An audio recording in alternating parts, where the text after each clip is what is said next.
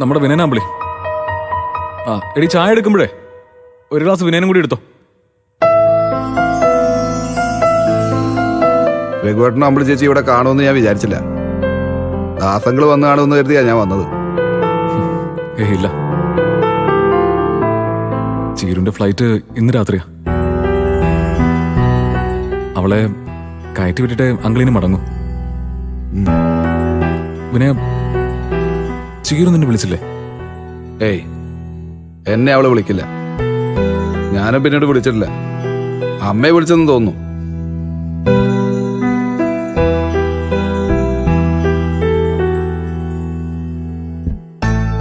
വിനയ, ആ ചായ തരോട്ട്.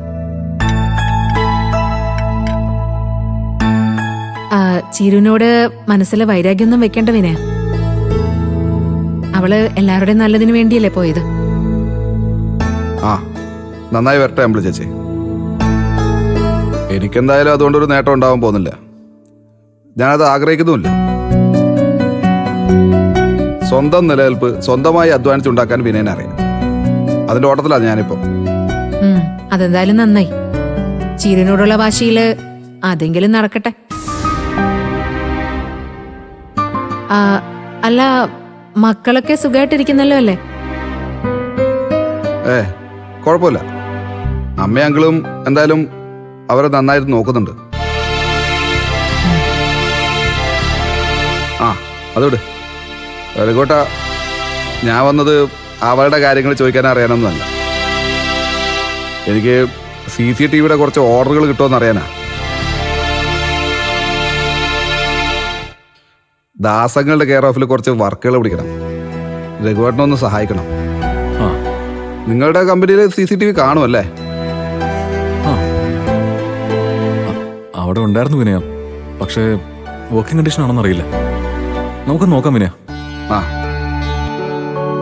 ഈ സ്റ്റിച്ചിങ് യൂണിറ്റിലും ഗോഡൌണിലും ക്യാമറകൾ വെക്കണമെന്ന് ഞാൻ അന്ന് വിചാരിച്ചതാ. നമുക്കതുകൂടി ചെയ്യാം. ദാസങ്ങളൊന്ന് വന്നോട്ടെ വിനയ. ഓ ആയിക്കോട്ടെ. എനിക്ക് വലിയ സന്തോഷമായി രഘുവേട്ടാ. ക്യാമറയും കേബിളും ഒക്കെ കണ്ടമാനം വന്ന് കിടക്കുക. മാസത്തില് മിനിമം 10 വർക്കെങ്കിലും പിടിച്ചാലേ കാര്യങ്ങൾ മുന്നോട്ട് പോകും. നമുക്ക് ശ്രമിക്കാം വിനയ. ഞാനേ നാളെ മുതൽ കമ്പനി പോയി തുടങ്ങും.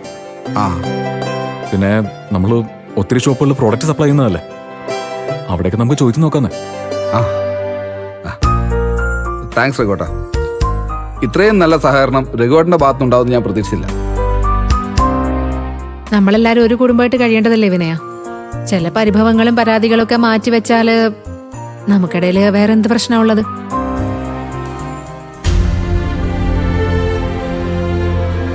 ഞാൻ എല്ലാവരുമായിട്ട് നല്ല രീതിയിൽ പോകണമെന്ന് ആഗ്രഹിക്കുന്നവനാണ് അമ്പിളി ചേച്ചി.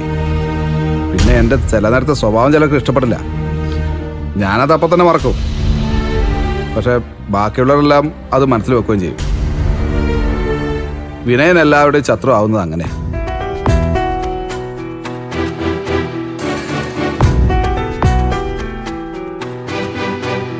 ചീരു തിരിച്ചു വന്നപ്പോൾ വലിയൊരു പ്രതീക്ഷയായിരുന്നു. പുതിയൊരു ജന്മം കിട്ടിയ പോലെയായിരുന്നു. ഞാൻ ഒരുപാട് സന്തോഷിച്ചു. പക്ഷെ എല്ലാം ഒറ്റ നിമിഷം കൊണ്ട് കെടുത്തി കളഞ്ഞിട്ട് അവള് പോയില്ലേ.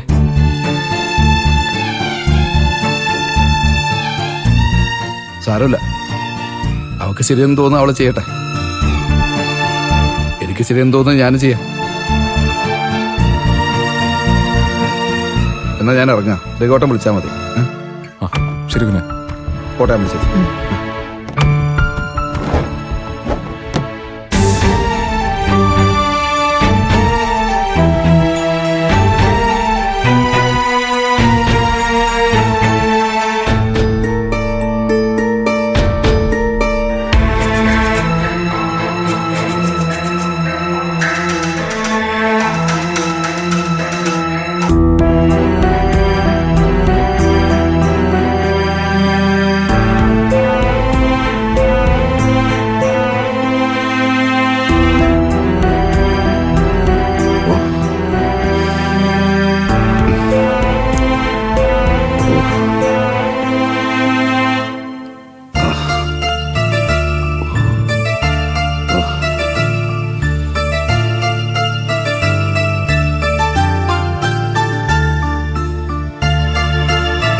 ഇത് കൈവെള്ളയിൽ പുരട്ടിയാലേ നീറ്റല് കുറച്ച് കുറയും.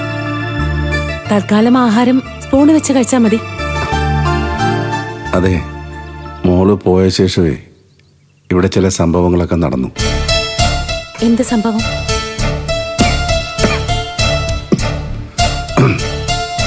അത്